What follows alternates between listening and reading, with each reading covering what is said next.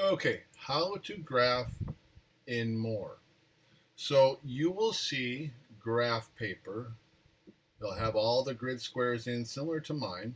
And then you're going to see this icon right here, which is your graphing square parabola. All right.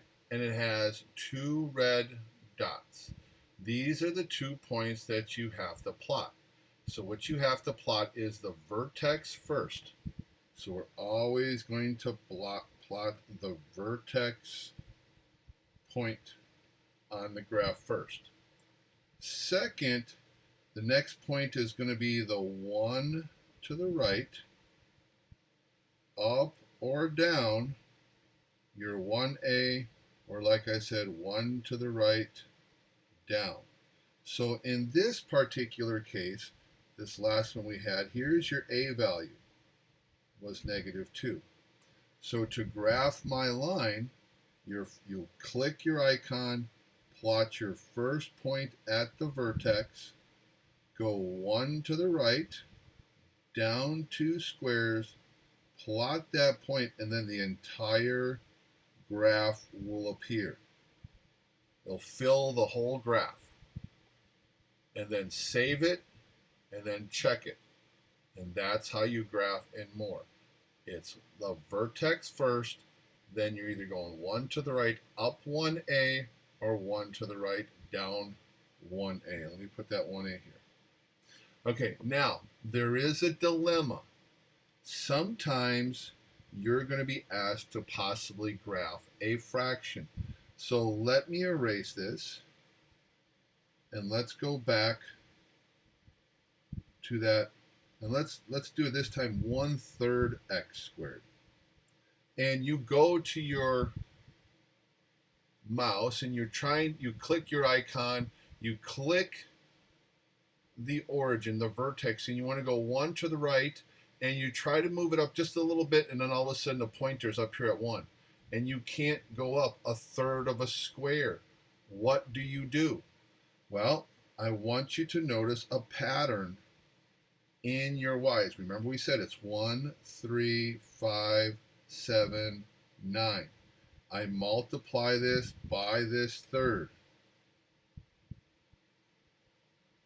I get 1/3, 3/3, 5/3. Now, I'm going to go the first three numbers because it always matches the denominator. If you take these first three fractions and you add them all together, so this is technically going 1 to the right, 2 to the right, 3 to the right. A total of 3 to the right. 1 plus 3.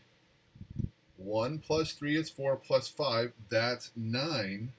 That's equal to 3. And that's how far you would go up. So now you would click your origin, go 1, 2, 3 squares to the right, up 1, 2, 3, click that point, and it will draw the parabola in for you. So anytime you have a fraction, look at the denominator. All right, let's say they gave us something crazy. Y equals 3/4 x squared. Okay, because my denominator is 4, 1, 3, 5, 7. Take the first 4 numbers of your odd sequence and multiply them by 3/4. 3/4, 3 times 3 is 9/4. 5 times 3 is 15/4. 7 times 3 is 21/4. Okay, now I'm going to change that, and I'm going to add these all together. It's going to be a 4, and then I'm going to have 3 plus 9 is 12. 12 plus 15 is 27. 27 plus 21 is 48. So here, because there's 4, the denominator, we're going to go 4 to the right, and then simplify this to 12, and we'll go up 12 and plot it. So no matter what kind of fraction you get, if it's a half, then you only need 1 and 3.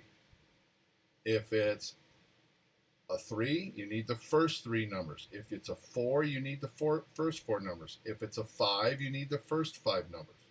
Multiply it by that fraction, add them all together. The bottom will be your 4 to the right, and then once you reduce the fraction, that will tell you how far to go up. And then you can graph if they give you fractions. And that's pretty much the case for no matter what program you work with.